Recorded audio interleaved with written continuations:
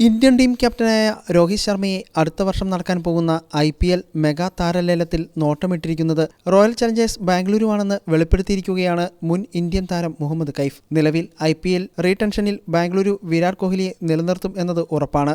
എന്നാൽ ക്യാപ്റ്റൻ സ്ഥാനത്തേക്ക് ആരെയും പരിഗണിച്ചിട്ടില്ല. രോഹിത് വന്നാൽ ഇദ്ദേഹത്തിന് നായകസ്ഥാനം നൽകുമെന്നത് ഉറപ്പാണ്. അതിനെക്കുറിച്ചും മുഹമ്മദ് കൈഫ് സംസാരിച്ചു. ഇക്കാര്യങ്ങളെക്കുറിച്ച് മുഹമ്മദ് കൈഫ് പറയുന്നത് ഇങ്ങനെയാണ്: റോയൽ ചലഞ്ചേഴ്സിൽ രോഹിത് ശർമ്മയ്ക്ക് നായകനാകാൻ കഴിയും. പക്ഷേ വലിയ സ്കോറുകൾ കണ്ടെത്താൻ രോഹിത്തിന് കഴിഞ്ഞേക്കില്ല. 40 റൺസ് അല്ലെങ്കിൽ 50 റൺസാവും അയാൾക്ക് നേടാൻ കഴിയുക. പക്ഷേ ഒരു ടീമിനെ എങ്ങനെ നയിക്കണമെന്ന് രോഹിത്തിന് അറിയാം. അതുകൊണ്ട് റോയൽ ചലഞ്ചേഴ്സ് രോഹിതിനെ രണ്ടും കൽപ്പിച്ച് സ്വന്തമാക്കാൻ ശ്രമിക്കുമെന്നാണ് അദ്ദേഹം പറഞ്ഞത്. കഴിഞ്ഞ വർഷം നായകനായി ഹാർദിക് പാണ്ഡ്യയായിരുന്നു മുംബൈ ഇന്ത്യൻസ് നിയമിച്ചിരുന്നത്. അതിൽ ആരാധകരോഷം വളരെ വലുതായിരുന്നു. ഇതിനുശേഷമാണ് രോഹിത് അടുത്ത വർഷം നടക്കാൻ പോകുന്ന മെഗാ താരലേലത്തിൽ പങ്കെടുക്കുമെന്ന് റിപ്പോർട്ടുകൾ വന്നത്.